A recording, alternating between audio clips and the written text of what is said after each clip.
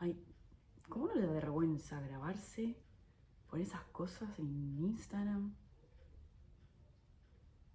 La verdad no sé cómo le da la cara. La vergüenza es un síntoma de trauma, de no permitirnos ser auténticos, y por eso nos perturba que otro se muestra tal cual es. Nos enseñan lo que está bien, lo que está mal, lo que avergüenza, lo que no avergüenza, y eso según las creencias del lugar donde nacimos y la familia donde nacimos. Yo soy Josefina Foglia, soy arquitecta y acompañante en bioneuroemoción y acompaño a personas a crear su refugio interno.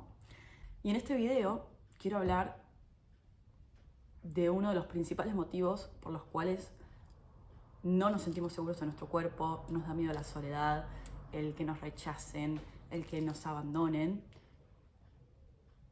y el no tener ese refugio interno que va de la mano de nuestras heridas. Yo era una persona que creía que no tenía heridas, y eso también es un síntoma de que algo no funciona bien. Entonces, hoy voy a hablar sobre qué es una herida, qué no es una herida, que en realidad una herida es un trauma.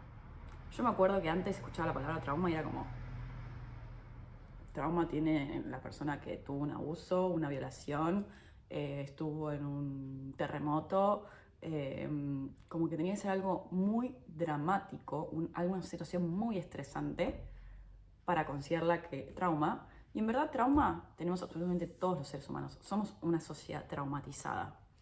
Incluso hay una frase que dice, estar socialmente adaptado a una sociedad profundamente enferma no es signo de buena salud, porque somos una sociedad traumatizada y lo que más se valora como exitoso, como bueno, como admirable, es lo que nos mantiene en ese trauma, porque eso hace que releguemos nuestra autenticidad y no nos permitamos ser quienes somos por miedo al que dirán o lo que puedan pensar o que nos juzguen, y nos hacemos chiquitos y nos limitamos y actuamos del miedo y no de la confianza de ser quienes somos. Entonces, para empezar, decir qué es trauma y qué no es trauma, que yo tenía esa percepción, ¿no?, de que el trauma era algo muy grave. Pero el trauma parte de la base de que cuando éramos niños nos sentimos solos con nuestras emociones y nuestro dolor, que no podíamos expresarnos de manera auténtica. Gabor Mate dice que el trauma no es lo que nos sucedió, sino lo que pasó internamente dentro nuestro con eso que sucedió afuera. Hay que diferenciar entre el evento estresante versus el trauma que nos genera. Hay situaciones que pueden ser eventos muy estresantes y no generar trauma, y situaciones que por ahí para el común de la gente no son traumáticas y sin embargo generan un trauma, porque depende cómo lo vivimos internamente. Peter Levine dice, sin duda, todos los sucesos traumáticos son estresantes, pero no todos los sucesos estresantes son traumáticos. Y el trauma básicamente es la falta de conexión con nosotros y con el afuera, en falta de conexión emocional. Y como venimos de generaciones en donde la emoción fue juzgada, donde nos enseñaron a desconectarnos de nuestros instintos, es decir, ¿qué se valora el intelecto? Esto de la física clásica, que empezó a valorar la ciencia, la religión dejó de ser importante, esta conexión con algo más grande, sea cual sea la religión, pero se empezó a valorar lo que se puede ver, lo que se puede, y lo que es racional, lo que es el intelecto. Se empezó a valorar que estudies una carrera, o sea, lo que importa son los logros, los objetivos y lo que consigas como metas, creyendo que nosotros, nuestra identidad es valorada por esos logros, y nos desconectamos de nuestro corazón, de lo que realmente nos hace felices, nos hace sentir bien, que realmente queremos, que valemos por lo que somos. Y ese trauma que se dio en la infancia es lo que acarrea hoy un montón de depresiones, ansiedades, y que la sociedad esté como esté.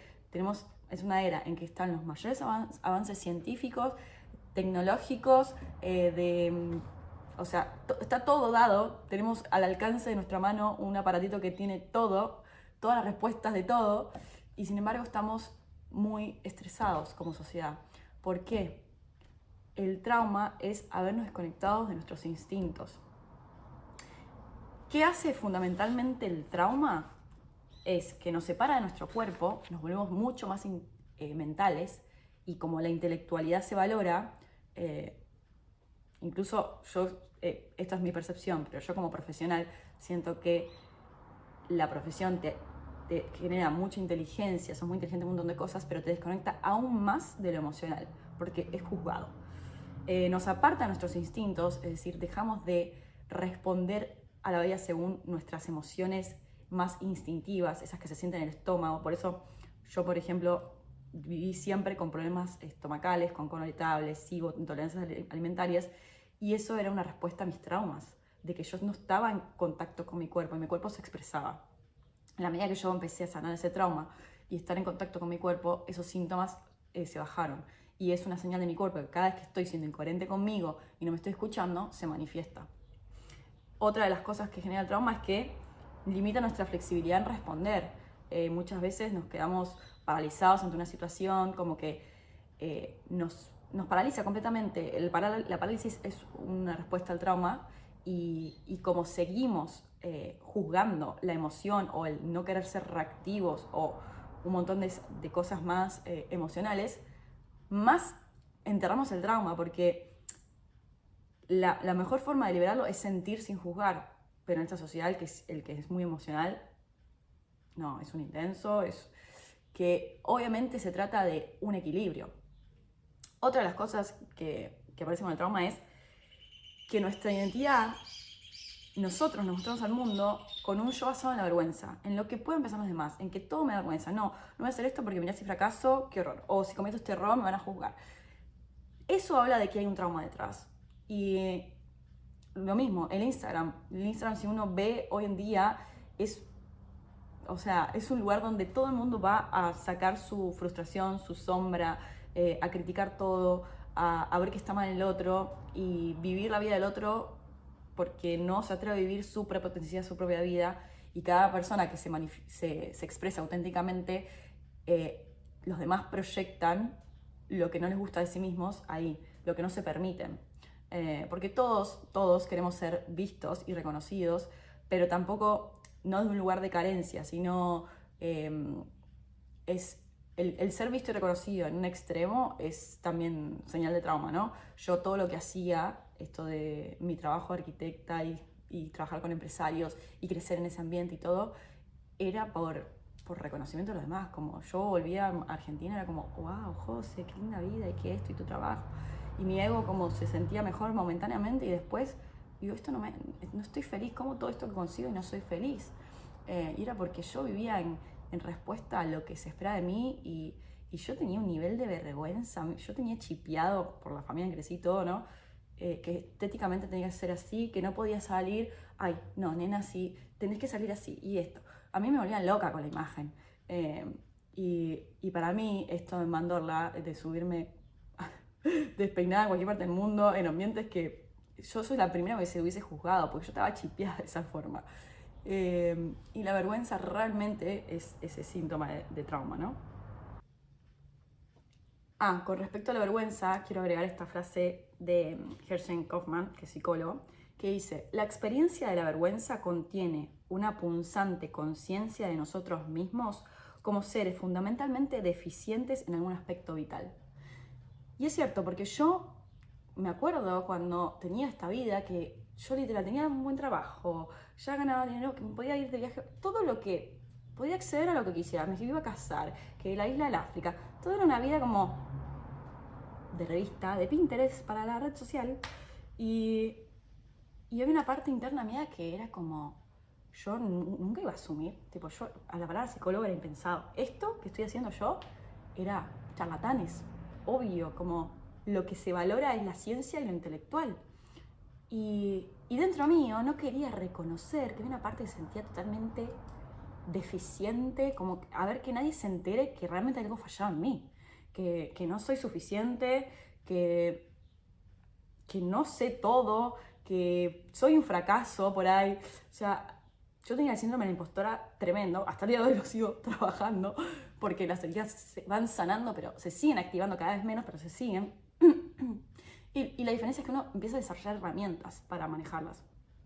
También distorsiona nuestra visión del mundo, el trauma, o sea, creemos que todo afuera es como o nos generan desconfianza o es como que el mundo es hostil, como que nos van a hacer daño, y tenemos que protegernos, y no hagas esto porque tal cosa, y no hagas aquello porque tal otra, y no te muestres así, y no te muestres así, y no te vistas así porque ¿qué van a pensar? Todo eso es respuesta al trauma. Y la última, que es que nos saca del presente, o sea, nos genera un estado de ansiedad, de continuamente pensar en lo de afuera, en lo que va a suceder, en millones de escenarios posibles, en no poder evitar la incertidumbre. Es como que continuamente es un estado de alerta. Y es porque el sistema nervioso quedó desregulado por los traumas que vivió. Y nuestra forma de estar en el mundo es continuamente activando el sistema nervioso, como ante cualquier cosa yo tengo que huir, o tengo que reaccionar, o tengo que paralizarme. Y no estamos en un sistema nervioso relajado, que se llama ventral, que uno se siente más en el cuerpo, en el presente, y confía. Se empieza a desarrollar una sensación de confianza cuando empieza a liberar estas heridas. Porque la seguridad no depende de todo lo de afuera. Creemos que nos vamos a sentir seguros cuando consigamos un trabajo, cuando consigamos una pareja, cuando consigamos un título, cuando consigamos... Incluso el otro día en una sesión la creencia limitante era soy alguien, o sea, que el padre le decía, para ser alguien tenés que estudiar una carrera. O sea, ya a partir de la base que tengo que ser profesional para ser alguien. Somos alguien por simplemente existir. Entonces, la seguridad no nos lo da lo externo. La seguridad nos la da la conexión con nosotros mismos y la conexión con los demás. Ahí es cuando empezamos a sentir ese refugio interno. Entonces, como decía, el trauma hace que nos desconectemos de nuestra autenticidad. Y la mayoría no somos conscientes de que no estamos siendo nosotros mismos, como era mi caso. Yo, para mí, era súper auténtica antes. Mirá, yo soy esto y esto y esto, y actúo en coherencia con eso que soy. Creemos que ser coherentes es, ok, si yo actúo así, voy a actuar toda mi vida así. O si yo soy esto, voy a hacer toda mi vida esto. No, la coherencia es ser coherente con nuestras necesidades y emociones en el momento presente. Y permitirse el cambio, o sea, el cambio es parte fundamental de la vida, el cambio es constante, es lo único constante en esta vida. Y venimos de generaciones de que siempre, bueno, me meto en un trabajo y estoy en el mismo trabajo toda la vida. Me meto en una pareja, estoy en la misma pareja toda la vida. Por más que eso no esté en coherencia con nosotros y creemos que el éxito es eso. O sea, todo eso son creencias limitantes. Entonces, acá hay una frase que quiero leerles de Celi Janos que dice: la mayoría de nuestras tensiones y frustraciones se derivan de la necesidad de desempeñar el papel de alguien que no somos. Estamos agotados de desempeñar un papel que no somos. Incluso Jim Carrey habla que la depresión es como que el personaje ya no te está entrando, como que o la analogía de la langosta, que llega a un punto que la langosta crece y tiene que cambiar su hogar, su caparazón, y porque empieza a sentirse apretado, como que no le va más, y para seguir creciendo tiene que cambiar. Entonces, esta analogía también va para nosotros. A veces llega un punto que tenemos que hacer un cambio, y más que nada de nosotros mismos, de nuestra personalidad. Nuestra personalidad nos queda chica. Nuestra personalidad ya se está transformando, ya no somos lo que éramos y estamos transformando en otra cosa. Y entender que hay ciclos de muerte y nacimiento también en nosotros, en nuestra propia vida. Y cuanto más nos amigamos en esos ciclos, también nos amigamos con la idea de la muerte como algo, parte natural de la vida. ¿Yo por qué creía que no tenía trauma? Yo en mi infancia, en mi memoria, había sido mega feliz. Digo, yo tuve padres juntos toda mi infancia, tenía una familia numerosa, que tenía una infancia con primos, que hacíamos planes, que jugábamos en lugares, en parques, íbamos a la playa, viajes, no había carencia económica, mi abuelo le iba muy bien, mi papá también, entonces realmente nunca me faltó nada, incluso vivía llena de regalos, de cosas, de actividades, de planes, súper feliz para cualquier persona. Sin embargo, cuando yo comencé este camino, empecé a indagar sobre la experiencia de mis padres y sobre lo que había sucedido en mi infancia, y con esta investigación también descubrí que el trauma se genera incluso en la gestación de nosotros, en el parto. Y en el parto todos tenemos un trauma, que es salir de este estado de plenitud, de totalidad, de formar parte de algo más grande que es mamá, de sentirnos contenidos, protegidos, de realmente ese refugio, lo perdemos. Por eso esta recuperación del refugio interno. Sentimos que perdemos el refugio cuando nacemos. Y ese es el primer trauma de todos los seres humanos. La experiencia de estar encarnados en esta vida, que ya no es solo amor y contención y refugio, sino que tenemos la otra polaridad, que es dolor, sufrimiento. Y nos pasamos la vida tratando de irnos siempre al polo del placer, del amor, de la contención y evadir el dolor y el sufrimiento. El trauma, ¿cómo se sana? Justamente entrando en ese dolor y atreviéndonos a sentirlo con todo nuestro cuerpo, porque no con la mente.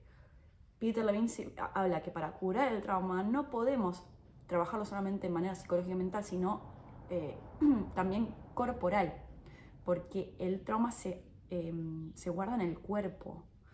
Y el cuerpo, el habitar y sentir nuestras sensaciones físicas asociadas al dolor, es lo que nos permite liberar. Básicamente, sentir el dolor es lo que nos libera del dolor.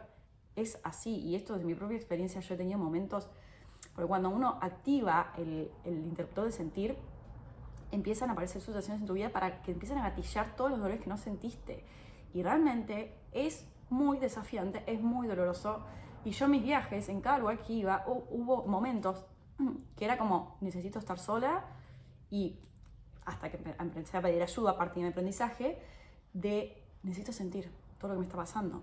Y de sentir sin jugar por ahí, tipo llorar y llorar y descargar y descargar. Y cuanto menos uno lo juzga, lo critica, lo enjuicia o dice, no, esto no lo tengo que sentir, es más fácil que se libere. Yo por eso también recomiendo mucho a las personas que hacen sesiones conmigo de complementar con psicóloga o especialista en trauma, alguien que se especialice en liberación emocional a través del cuerpo, porque en mi experiencia personal fue lo que realmente fue el complemento perfecto para la bien noción, porque yo descubrí las creencias limitantes, como que intelectualmente sabía todo de mí, pero también estaba la parte de empezar a conectar con mi cuerpo. También la meditación fue una herramienta que me ancló mucho en el cuerpo. Pero cuando vivimos muchos años desconectados de ese cuerpo, nos genera mucha incomodidad, mucho sufrimiento, queremos evadirlo y nos empezamos a llenar de cosas, de salir a todo el tiempo llenarnos de actividades, de estar con amigos, de esto, de no estar con nosotros mismos solos, porque eso nos genera incomodidad. Y realmente uno sana cuando se atreve a quedarse en esa incomodidad, de sentirlo sin juzgarlo, no querer como intelectualizarlo, esto no me puede suceder porque esto y esto y esto, y creemos que ser una persona saludable y racional y equilibrada es reprimirnos y estar siempre bien, y eso nos mantiene en el trauma, eso nos mantiene en sufrimiento. Entonces, esta frase de Buda de que el dolor es inevitable y el sufrimiento es opcional, es justamente por esto, que el dolor es inevitable y tiene que atreverse a sentirlo, porque en la medida que cuando lo atravesamos y nos damos cuenta de que somos capaces de estar con nuestro dolor, con nuestras emociones, nos desarrollamos un nivel de empatía, de comprensión. Yo tenía un nivel de superioridad antes, como mira, yo conseguí todo esto, ¿no? Y soy intelectualmente superior, me creía intelectualmente superior, y eso me separaba del mundo, de mí misma y de los demás. Era un narcisismo que tenía. Yo por eso traía narcisistas a mi vida. Entonces, en la medida que yo empecé a darme cuenta yo también tengo heridas, yo soy, como que el dolor lo compartimos todos los seres humanos, estábamos todos más conectados de lo que creemos, y en esa misma medida yo empecé a conectar con todos del mismo nivel, de que para mí la sabiduría no pasa por el título que tengas. He visto gente con máster, incluso yo trabajaba en una empresa que encontramos a los mejores del mundo, los mejores del país en conocimientos, en títulos, y realmente no se podían desenvolver porque es una respuesta al trauma también la autoexigencia del mejor promedio. Y cuando hay trauma no se puede accionar, no hay tanta inteligencia emocional. Entonces, empecé a valorar la sabiduría. Cada persona tiene una sabiduría, cada persona tiene algo que te puede enseñar. Y nuestros mejores maestros no son los de la universidad, son los que más nos desafían a nivel emocional. Ellos tienen las llaves, los recursos que nosotros necesitamos para realmente sentirnos mejor con nosotros mismos. Esto de, por ejemplo, en mi caso, mi mamá, mi hermano, una expareja que tuve, fueron los mejores maestros de mi vida, porque ellos me despertaban, me gatillaban absolutamente todo. Me gatillaban un montón de emociones que yo creía que la culpa era de ellos, que mis problemas eran por culpa de ellos. Y en verdad, ellos me estaban gatillando lo que aún no quería ver de mí. Esas heridas mías, eso que no me aceptaba, cómo me rechazaba yo a mí misma. Yo era mi peor enemiga. Y en la medida que me volví más auténtica, vulnerable, mostrándome tal cual soy, y me siento, y uno se empieza a sentir más segura con todo eso, como que ya la seguridad no pasa por mostrarse, buscar la perfección, mostrarse perfecta, sino como yo me amo y me acepto realmente en todos los momentos, cuando estoy mal, cuando estoy bien, cuando tengo un fracaso, cuando tengo un éxito, porque empiezas a valorar el camino, empiezas a valorar el proceso, y empiezas a respetar el proceso. Es una cultura que no respeta el proceso. Mucha gente viene a mi consulta como enseguida ya queriendo sanar, y bueno, esto va a pasar. Si no soltamos el control y no nos rendimos a todo eso que sentimos, difícilmente veamos un cambio realmente real afuera. Porque en la medida que empezamos a liberar este trauma, a sentir nuestras heridas, a cambiar estas creencias limitantes y ser coherentes con nosotros mismos, empezás realmente a dejar de atraer a tu vida todo eso que te despertaba estrés. O sea, las personas que antes te generan todo eso hasta empiezan a cambiar con vos, se comportan de diferente manera. Yo, una de las personas que más daño me hicieron, hoy en día es las que más confianza tengo. Y eso habla de yo era la que más daño me hacía y hoy me tengo confianza. Entonces, siempre la vida nos va a tratar como nos tratamos a nosotros mismos. Y bueno, todo este video era justamente para empezar a hablar de este tema, que es el que más nos desconecta de nuestro refugio interno. Otra cosa, que cuando yo en mi infancia se veía toda esta vida perfecta, pero este trauma que sucedió en el parto, en mi caso además sucedieron un montón de traumas a mis padres cuando yo era bebé. Yo cuando tenía 1 año, mi tío, el hermano de mi mamá, se suicidó. Todas las emociones y los traumas de los padres los heredamos a nivel inconsciente. Y cuando somos niños, creemos que los estados emocionales de nuestros padres son nuestra culpa y nuestra responsabilidad. Eso nos genera desconexión de nosotros y creemos que hay algo fallado en nosotros, que somos culpables, y dejamos, cuando vemos que el otro nuestros padres están alterados emocionalmente, decidimos inconscientemente no compartir lo que nos sucede para no generarles más estrés. Y piensen que en un suicidio hay culpa, hay rabia, hay de las emociones más dolorosas que pueden existir, pues de los eventos más traumáticos en una familia. Y mi mamá me está dando de mamar. Entonces, yo desde nacimiento es una sensación de que mamá está y no está. Porque mi mamá estaba ida, estaba en su depresión, en sus pensamientos, en su dolor. Entonces yo nací con ese dolor inconsciente. Y por más que mi vida era muy feliz, yo sentía un dolor dentro, no un dolor, un sufrimiento que no entendía. Yo era una nena muy vergonzosa, muy callada, no me atrevía a hacer nada. Y todo esto era el trauma heredado. Y también hubo momentos en mi infancia donde sentí que estaba sola con mi dolor, que mi papá estaba de viaje por trabajo, que mi papá tuvo un accidente, casi se muere, y mi mamá otra vez desconectada emocionalmente. Entonces, desde muy temprana edad, yo aprendí a desconectarme de mí, porque era la forma de sobrevivir al mundo. Y eso, si no lo sanamos, se sigue cargando el día de hoy y tiñe absolutamente toda nuestra existencia. Desde el trabajo hasta el vínculo con la familia, con la pareja, con todos los aspectos de nuestra vida, está teñido por esa respuesta al trauma y ese sistema nervioso desregulado. Entonces, en la medida que uno vuelve a sentir su cuerpo, a conectar con su cuerpo, se empieza incluso a despertar una conexión con la vida. Como yo, por eso siempre digo, yo volví a nacer real. Yo descubrí lo que era la vida con 29, 30 años, cuando realmente empecé a habitarme y sentir mi cuerpo, y después de liberar trauma y dolores, empecé una conexión con la vida que yo digo, wow, no puedo creer que la vida se sienta así, porque yo tenía todo y no valoraba nada, no sentía nada, no me despertaba nada. Y cuando empecé con todo este camino, empecé a liberarme, la naturaleza me genera emoción, me hace llorar, y empecé a conectar con mis emociones. Pero cuando uno conecta con el dolor, realmente también se puede conectar con la alegría auténtica. Por eso cuando evadimos uno, evadimos también el otro, y nos volvemos inertes. Como hay una frase de un arquitecto que se llama Christopher Alexander, que dice: algunas cosas vivas pueden ser inertes y cosas no vivas pueden ser vivientes. Un hombre que camina y conversa puede estar vivo o ser inerte. Los últimos cuartetos de Beethoven están vivos, al igual que las olas del mar o la llama de una vela. Un tigre puede estar más vivo que un hombre, porque está más de acuerdo con sus propias fuerzas internas. Entonces, en la medida que empezamos a ponernos en coherencia con esos instintos, con nuestro cuerpo, es cuando empezamos a sentirnos realmente vivos y que nos atraviesa la vida, y por eso empezamos a percibir esa vida en la música, en la naturaleza, porque como nosotros nos volvemos a conectar con nuestra fuente, con nuestra naturaleza, con nuestros instintos que tanto nos son juzgados, más en contacto con la vida, más conectados con nosotros, más conectados con la vida. Como que yo vivo en una sociedad y una familia que hablar de trauma como vergüenza y no hablemos de las cosas y de las emociones, y bueno, yo acá compensando el clan, hablando de todo esto, porque creo que es una información valiosa y no tengo que tener vergüenza de hablar de nuestras heridas y de todo lo que pasa, y empezar a ser auténticos con nosotros y con los demás, porque es el inicio de esa construcción, de ese refugio interno. En la medida que nos habitamos, no hay nada afuera que nos pueda demoler.